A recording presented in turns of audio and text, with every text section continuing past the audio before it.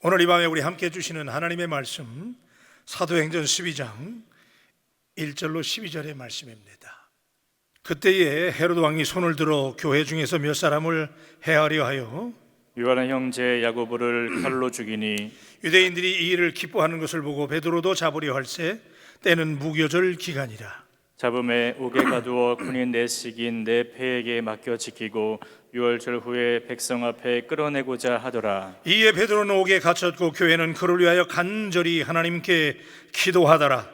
헤롯이 잡아내려고 하는 그 전날 밤에 베드로가 두 군인 틈에서 두 쇠사슬에 매여 누워 자는데 파수꾼들이 문 밖에서 옥을 지키더니 호련히 주의 사자가 나타나매 옥중에 광채가 빛나며 또 베드로의 옆구리를 쳐 깨워 이르되 급히 일어나라 하니 쇠사슬이 그 손에서 벗어지더라. 천사가 이르되 띠를 띠고 신을 신으라 하거늘 베드로가 그대로 하니 천사가 또 이르되 겉옷을 입고 따라오라 한되 베드로가 나와서 따라갈새 천사가 하는 것이 생시인 줄 알지 못하고 환상을 보는가 하니라. 이에 첫째와 둘째 파수를 지나 시대로 통한 쇠문에 이르니 문이 저절로 열리는지라 나와서 한 거리를 지나매 천사가 곧 떠나더라. 이에 베드로가 정신이 들어 이르되 내가 이제야 참으로 주께서 그의 천사를 보내어 나를 헤롯의 손과 유대 백성의 모든 기대에 벗어나게 하신 줄 알겠노라 하여 깨닫고 마가라 하는 요한의 어머니 마리아의 집에 가니 여러 사람이 거기에 모여 기도하고 있더라. 아멘. 인생을 살다가 보면 수많은 위기를 경험하지요. 그런데 그 위기로 인해서 완전히 무너지는 사람이 있는가 하면 오히려 위기를 극복해서 더 잘 되는 경우도 있습니다.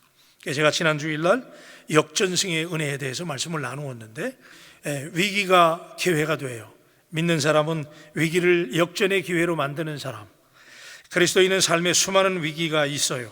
그러나 그리스도인들의 삶에도 반드시 모든 위기는 기회로 다가옵니다. 믿음의 눈을 뜨고 보면 하나님께서 실상 우리에게 축복의 기회를, 역전승의 감격을 주시기 위해서 위기를 허락하신다는 사실을 붙잡게 되기를 축복합니다. 그래서 사람이 위기를 극복하는 능력, 이게 영성이에요. 그래서 사람마다 요즘에 그 다이나믹한 사람, 힘이 있는 사람 좋아하는데 사람의 힘이, 능력이 진짜 능력이 뭐냐? 그랬을 때 뭐 학식도 있고 여러 가지 능력이 있는데 가장 강력한 힘은 역시 우리가 세상말로 말하면 저 사람 내공이 있다 그래요. 근데 그 내공이라고 하는 것은 세속적인 표현인 것이고 그 내공이라는 말이 사실은 보면 그것이 영적인 파워예요. 그래서 이 영적인 파워가 길러진 사람, 이 믿음의 근육이 있는 사람, 믿음의 근육, 여러분 따라하세요. 믿음의 근육. 사람도 근육이 있는 사람이 힘이 있어요. 근데 이 믿음의 사람, 믿음의 근육이 있어야 돼. 근데 믿음의 근육이 있는 사람이 영적인 파워가 있는 거예요. 누가 영적인 파워가 있느냐?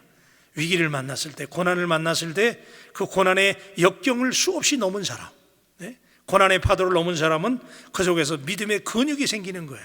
그래서 영적인 파워가 있게 되는데, 그렇기 때문에 믿음의 눈을 뜨고 보면 사실은 모든 기회는 영적인 믿음의 근육을 길러주는 위기가 오히려 기회가 되는 것이지요. 그래서 로마서 8장 28절에 여러분 좋아하시는 말씀이지요. 우리가 알거니와 하나님을 사랑하는 자 곧 그의 뜻대로 부르심을 입은 자들에게는 모든 것이 합력하여 선을 이루느니라. 믿습니까? 사실 이 말씀 한마디만 여러분이 아멘하고 돌아가도 오늘 밤엔 이미 끝난 거예요. 이 말이 믿어지지 않기 때문에 하나님 앞에 우리가 하나님을 사랑하는 자, 부르심을 입은 모든 자에게는 모든 것이 합력해서, 그죠? 이 모든 것이라는 거 따라 하십시다. 모든 것, 예외가 없어요. 여러분이 만나는 모든 일들은 우연이 아니에요.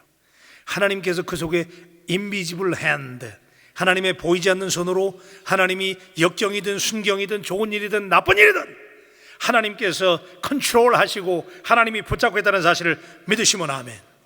그래요. Who have been called according to His purpose 그랬어요. 하나님의 목적에 따라서 부름받은 사람들, 여러분에게 다 목적이 있잖아요. 하나님이 부르신 목적이 있는데 그 목적을 따라 부르신 모든 사람에게는 여러분이 당하는 모든 일 가운데 하나님이 지금 합력해서 좋은 일을 이루어 가시는 거예요. 모든 일을 혼합해서 일을 이루어 가시는 일. 그래서 오늘 이 말씀을 들을 때 여러분 가운데 혹시라도 역경이 있거나 어려움이 있거나 트위스트 되는 인생의 문제가 있다면 그것마저도 하나님이 오늘 여러분에게 놀라운 일을 이루시는 재료로 사용하신다는 사실을 붙드시기를 바랍니다. 오늘 본문에서 예루살렘 교회에 위기가 있었어요.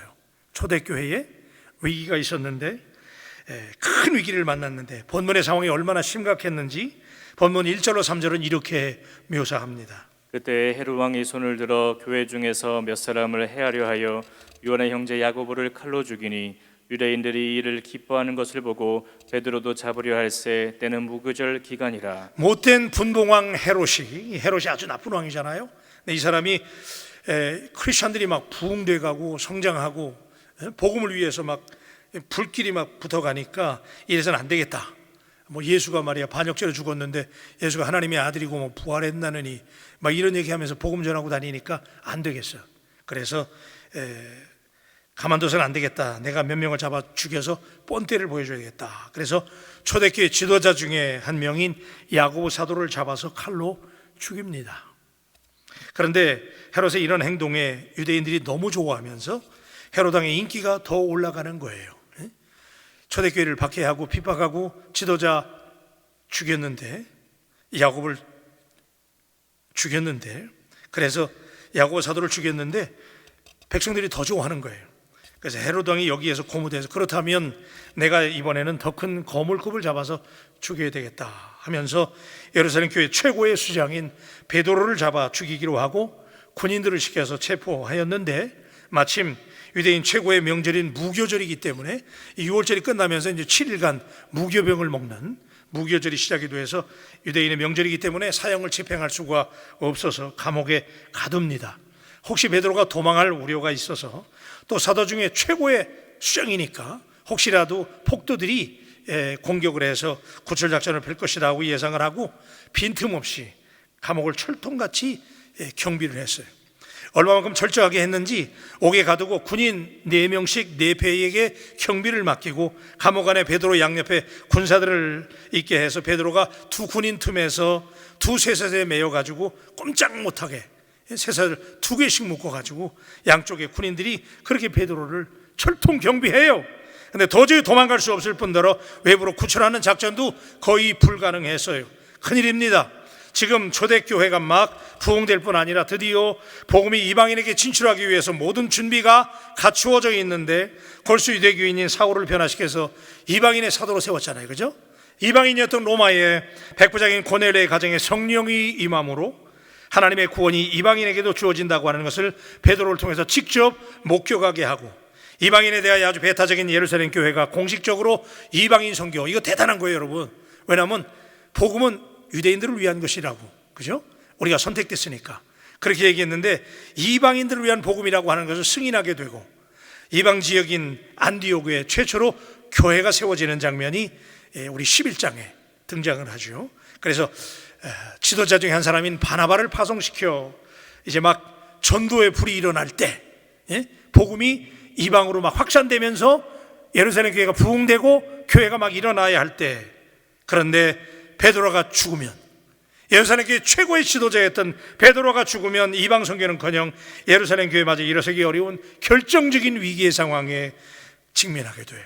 이제 막 타오르는 성령의 불길이 꺼질 수밖에 없는 치명적인 위기의 상황인데, 그런데 왜 하필이면 이 같은 중대한 일을 앞두고 있는 초대교회에 이런 청천벽력의 태풍의 위기가 왔을까요? 이해가 안 되잖아요, 그죠? 지금 막 교회가 부흥될 때잖아요. 그러면 더 불이 붙어야 되는데 왜 이럴 때 지도자인 베드로가 잡혀가고 위기를 당하게 될까? 그래서 예루살렘 교회가 낙심할 수 있는 상황인데 사실은 이 속에 하나님의 특별한 계획이 있었습니다. 하나님의 구원의 역사를 이방인들에게 전하기 위해서 완벽하게 예루살렘 교회가 준비된 것 같았지만 가장 중요한 것이 빠져 있었는데 그것은 내적인 영적인 능력이 아직 검증되지 않았어요. 여러분 주목하세요. 예루살렘 교회가 모든 준비는 다 갖추었어요. 예루살렘이 이방인을 향해서 복음을 증거하고 그래서 안디옥의 교회가 세워지고 복음이 막 세계로 증거되고 나가는 줄 알았는데 사실은 예루살렘 교회가 아직 세계적인 교회가 되기에는 내적으로 검증되지 않은 것이 있는데 내적인 영적인 파워가 부족했어요. 앞으로 예루살렘 교회가 세계적인 교회로 사명을 감당해야 되는데, 그러려면 하나님께서 예루살렘 교회를 검증해야 됐던 거예요.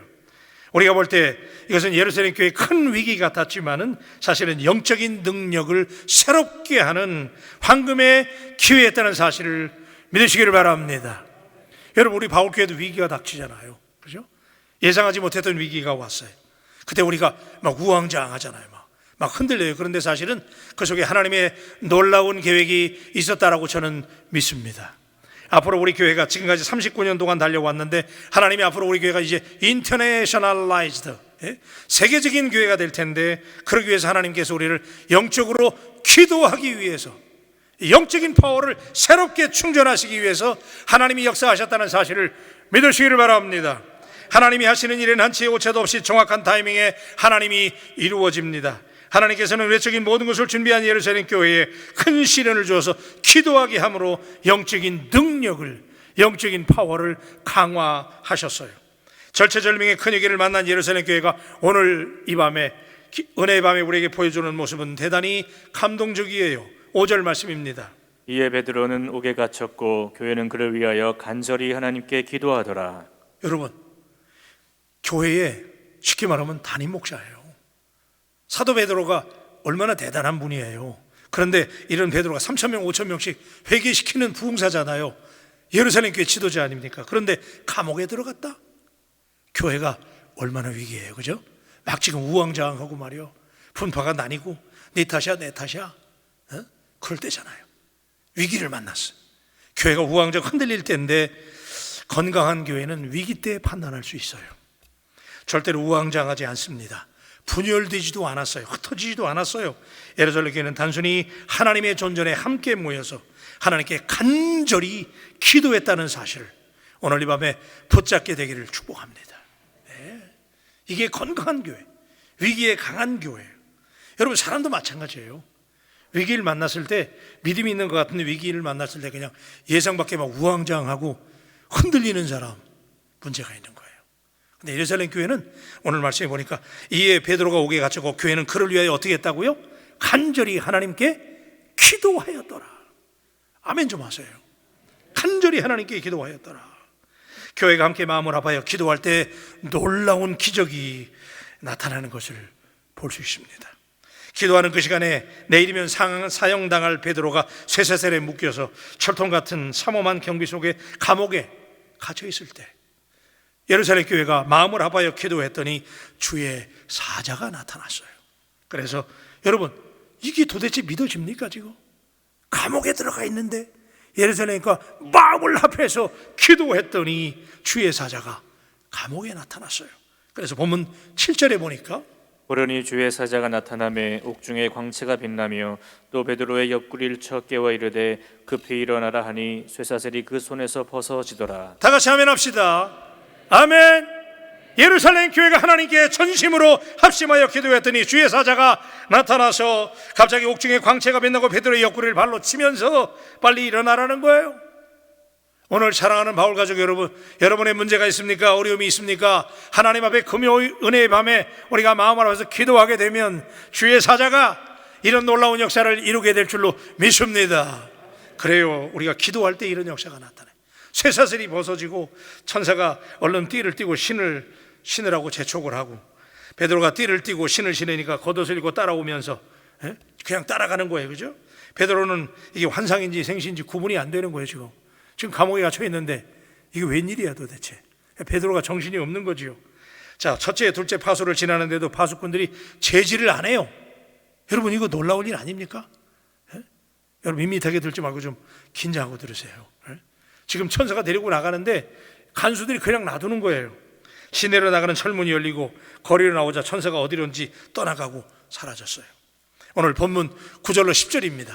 베드로가 나와서 따라갈새 천사가 하는 것이 생시인 줄 알지 못하고 환상을 보는가 하니라. 이에 첫째와 둘째 파수를 지나 시내로 통한 쇠문에 이르니 문이 저절로 열리는지라. 나와서 한 거리를 지나매 천사가 곧 떠나더라. 할렐루야.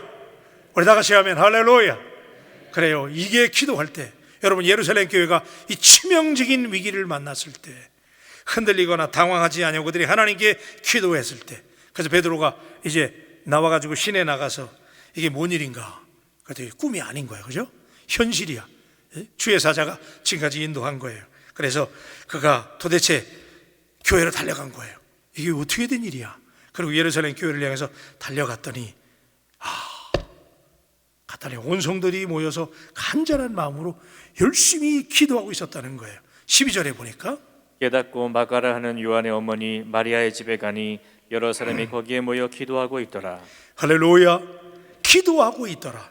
베드로가 석방된 뒤에 얼마 후에 교회를 핍박하였던 헤롯 왕은 벌레 먹어서 죽었고, 교회는 하나님께서 역사하신 것을 힘입어서 더욱 담대히 복음을 전하고 말씀을 선포하니 말씀이 흥왕하게 돼서 이방 선교에 큰 힘을 얻게 되었더라고 성경이 말씀하고 있는데, 사도행전 12장 21절로 24절에 보니 헤롯이 나를 택하여 왕복을 입고 단상에 앉아 백성에게 연설하니 백성들이 크게 부르되 이것은 신의 소리요 사람의 소리가 아니라 하거늘 헤롯이 영광을 하나님께로 돌리지 아니하므로 주의 사자가 꽂히니 벌레에게 먹혀 죽으니라. 하나님의 말씀은 흥왕하여 더하더라. 아멘이세요. 이게 하나님의 역사예요.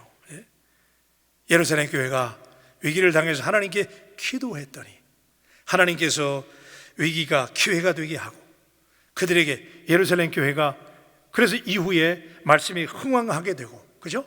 예루살렘 교회를 통해서 세계 복음화가 이루어지거든요. 그 힘이 어디에서 왔느냐? 하나님께서 지도자를 통해서 위기를 만나게 하시고 그들이 기도할 때 믿음의 근육이 강화되고 영적인 파워가 강화됐다는 사실을 믿으시길 바랍니다. 우리 바울교회가 지금 그럴 때예요. 지금 우리 바울교회가 저는 분명히 확신합니다.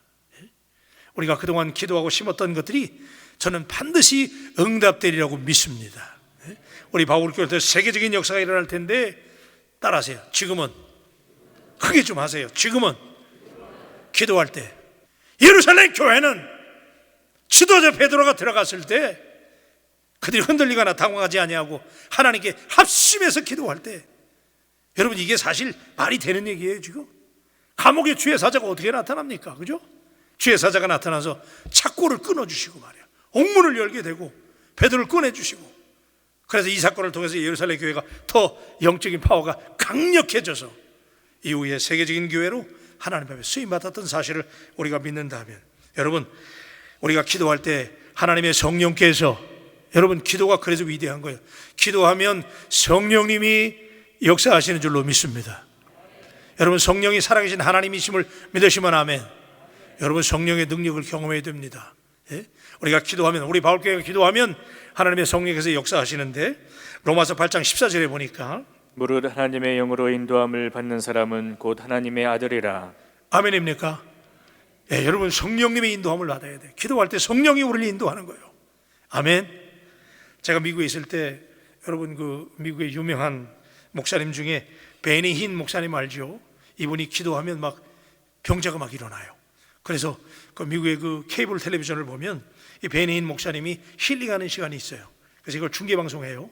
제가 그거 보니까 막 안수만 하면 목사님이 벌떡벌떡 일어나더라고요. 근데 이분이 어떻게 이렇게 됐느냐? 이분이 안녕하세요 성령님, 제가 새벽에 말씀드렸잖아요. 한번 따라하세요. 안녕하세요 성령님. 그래서 굿모닝 홀리 스피릿 제가 말씀드렸죠. 그죠?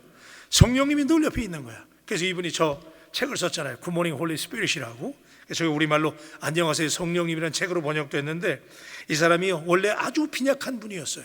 근데 이분이 기도하면서 성령을 경험하고, 아멘, 성령을 경험한 다음에 이 사람이 변했어요.